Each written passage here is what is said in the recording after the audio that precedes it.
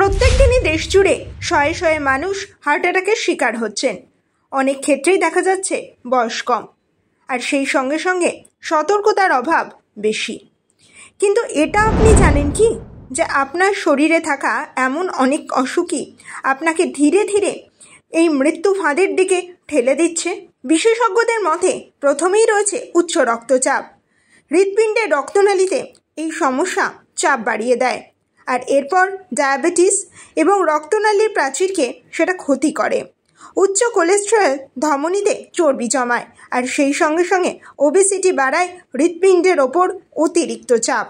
শুধু তাই নয়, ধূমপান, ফুসফুসের দীর্ঘস্থায়ী রোগ, ক্রনিক কিডনি ডিজিজ এবং অতিরিক্ত মানসিক চাপও হার্ট অ্যাটাকের ঝুঁকি বহু গুণে বাড়িয়ে দেয়। চিকিৎসকরা বলছেন, যাদের পারিবারিক হৃদরোগের ইতিহাস রয়েছে তাদের ক্ষেত্রে সতর্কতা অনেক বেশি জরুরি। প্রতিরোধের উপায় কি এখন?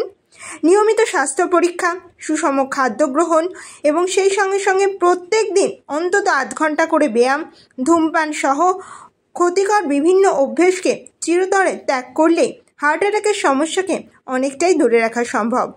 সতর্ক থাকুন, সুস্থ থাকুন।